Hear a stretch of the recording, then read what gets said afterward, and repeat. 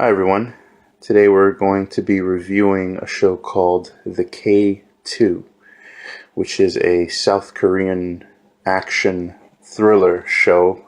Basically a story about a former special agent named Kim Jae-ha, or aka K2, which is his agent name, and a young woman named Anna.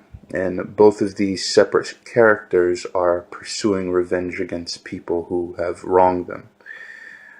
That's the story in a nutshell. Some other characters in the show.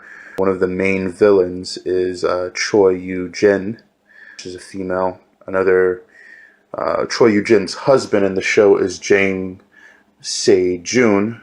Another character is her brother, which is also a villain, Choi Sung-wong. And also Park Kwon-soo is a villain in the show. There are a lot of villains in the show, which actually makes it a whole lot better. But anyways, before we go into the storyline and the characters, I want to get into some technical things, and then we'll jump into the story after that. Some quick technical things. Cinematography-wise, this show's cinematography was very strong, I have to say. And I was very satisfied with it on so many levels. Some episodes the editing could have been a little bit better, but for the most part the editing was strong also. Something that I saw on the show that I haven't actually seen in an action TV show or movie for actually quite a long time is the cinematography and the choreography worked so well together.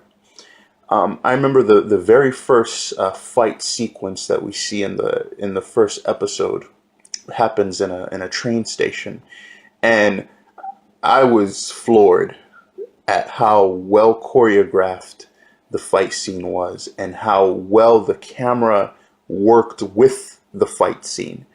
Sometimes you'll look at action movies and the fight scene may be good, but the cinematography and the editing hurt the scene. A lot of people are trying to copy the Jason Bourne style of editing and cinematography when it comes to a fight scene.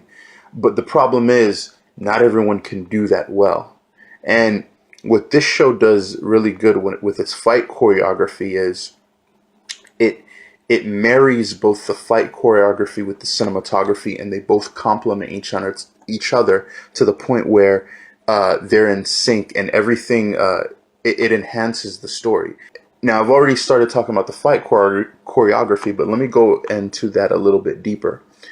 Throughout the whole entire show, there are several different fight sequences, and I have to say, I was very pleased with a lot of the fight sequences, especially in the first episode. There was a particular move that one of the characters did that only someone who was really paying attention, who's familiar with the the martial arts, would see how cleverly it was portrayed. I really enjoyed the fight choreography in the show. It was very well done. Something else, a technical aspect of the show that I really enjoyed, surprisingly, was the music. When you first will start watching the show, you'll notice the music doesn't seem to complement the show. When I first heard the music for the show, I thought it was very odd. It was choir music, mixed with harps and violins, and it seemed a bit strange to me. But especially when they used it within the action scenes. But the more I watched the show, the more it grew on me, and I saw that it was actually a very clever way to use what I would call choir music in an action scene. So I thought that was very well done. It grew on me, and I thought I actually came to grow very fond of the music in the show. Okay, now let's get into the actual story. A couple things I want to say about the story of overall. The show is 16 episodes. I'm not going to give any spoilers, but one of the things that pleased me a lot about this show was the show had a lot of twists and turns, a lot of mystery, and a lot of what I would like to call one-upping. And now, what do I mean by one-upping? What I mean by one-upping is there would be a character who would have the upper hand on another character. and it would seem that the show was going in a certain direction, but then all of a sudden there would be a twist that would give someone else the upper hand. And they did this a lot in the show, which caused a strong degree of tension, which I enjoyed a lot. So expect a lot of twists and turns and a lot of mystery in the show. One of the things that I really enjoyed about the show is the show leaves you with a sense of uncertainty about most of the characters. You don't know really who's a good guy and who's a bad guy in this show until literally the last episode. And honestly, to be frank with you, literally until the last 30 minutes of the last episode, I found myself, and I'm going to go into the characters or at this point a little bit. Well, let me not go into the characters. I'll stick with the story, then I'll go back to the characters. The last couple of episodes were very intense in action and in emotion, and the tension was very thick. I really appreciated that. The fact that they were able to keep the intensity of the action throughout the whole entire show. The emotion was very strong, especially in the last couple episodes. It had a very strong emotion.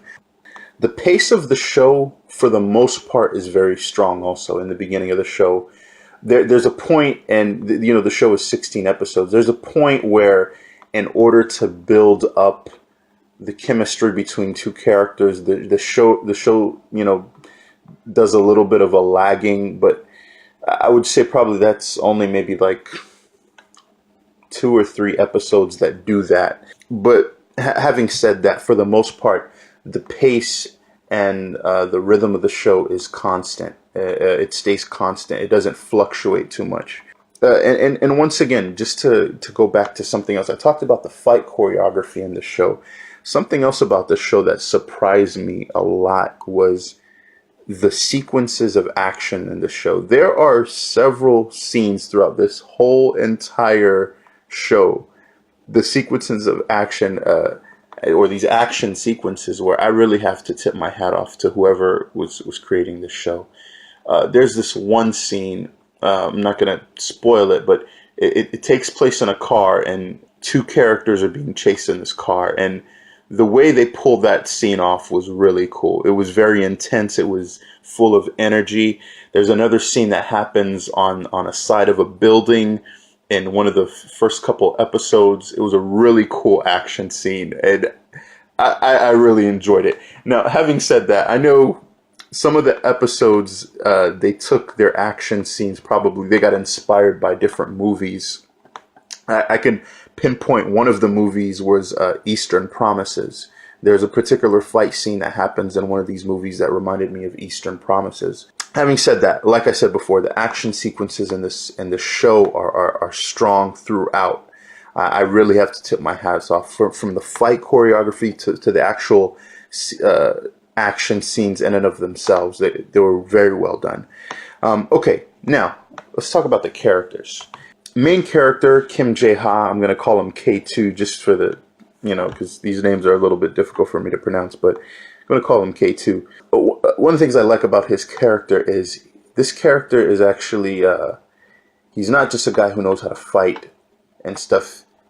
One of the things I really enjoyed about his character, he was a very smart hero. And I liked how they showed that even when people would try to, trap him or do things against him, he would use his brain and he can outsmart people. And I thought that was a really cool thing that they added to the character. Most heroes, action movies, they have a tendency, they just seem cut and dry. There's no really method to their madness. They're not calculating. They almost seem just one-dimensional in the way that they view the world. Not their character, but the way they view the world. And what I like about this character, he's very smart. And the beginning sequence of the show, the introduction to the show, you see him playing chess, and that says a lot about his character. That's the way he thinks. It's like he's playing chess, and that's one of the things I really liked about his character.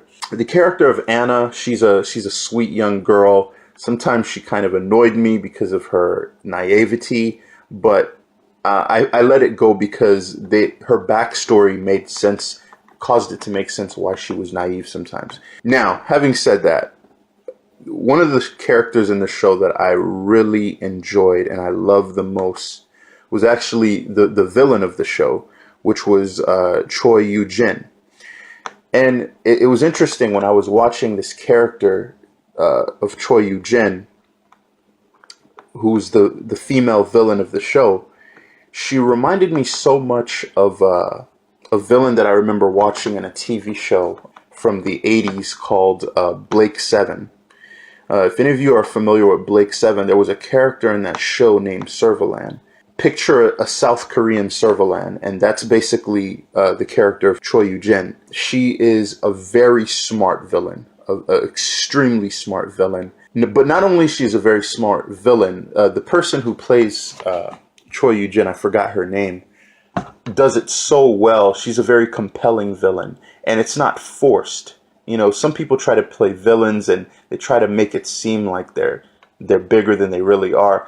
This was the type of villain who she was scary at times, like very scary. Matter of fact, the first time you're introduced to her, I'm not even gonna give it away. The way they introduce her character is so clever. Like and basically the way you even know she's a villain is the look she gives. She just gives one look that literally takes 1 second, and this particular scene in one of the first couple episodes, and you just gotta watch it. That's the best way I could put it. This villain is so well rounded, so three-dimensional. She's one of, honestly, I'd have to say, out of all the villains I've seen portrayed in TV shows and movies, I think she's one of my favorite villains. She's very three-dimensional, but also she's you can empathize with her in a very strong way. I found myself empathizing with her a lot and sympathizing with her too. So yeah. Anyways, that's the brief summation of all the main characters. Okay, these characters in the story, and once again, I'm not going to give away storylines and everything like that because that would empty the show of the umph that it has. One of the other things I liked about the main character K2 is he had a strong moral compass, and even some parts in the story where I found myself in my mind thinking, what would I do in his place, and feeling like I would morally compromise. I found him having such a strong moral compass and focus that I really admired, almost in a little bit, in a sense, a little bit like Captain America, the Winter Soldier, or Civil War. That strong moral compass. Now, having said all that, the show does have some problems, but they're minor, but still they're problems. Some cons about the show.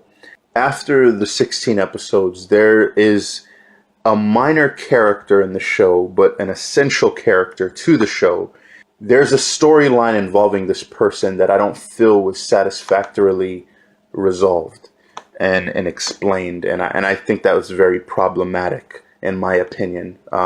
Maybe they were trying to imply the resolution, but they didn't give a good resolution to this character. And if you watch all 16 episodes, you'll know who I'm talking about, and you'll know what I mean.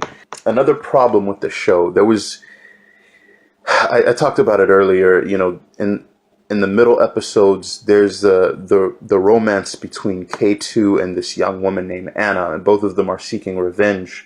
The romance between them seemed, to be honest with you, seemed very forced, too sappy, and the chemistry between them, it didn't seem believable to me. Matter of fact, the chemistry between K2 and another different character who was a female seemed more real to me than the chemistry he had with this other character, which is Anna. And that bothered me a lot because I felt like it was too forced, and if they really wanted that chemistry to seem real, they should have started it earlier in the show. They started too late in the show for you to be invested in it. So that was a big problem I had with it. It got a little too sappy in certain episodes, and there would say 2 or 3 episodes where it took a little bit too much time up in the show. But having said that, overall the show is a good show. I'm gonna rate this TV show. I'm gonna rate it a 9. I'm gonna rate it a 9 because I feel it's a very strong TV show, and it's worth watching. A lot of good fight scenes, a lot of good choreography. All of you know I'm a big action buff. A lot of good action sequences, a lot of great acting. The actors, I don't think there was one weak actor in this entire show. Even the minor actors, they were all strong, and even surprisingly, there were moments of humor that were very funny. So yeah, it was a really good show.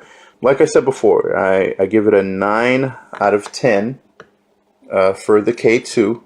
Very good show. Did have a couple problems, but they can be overlooked.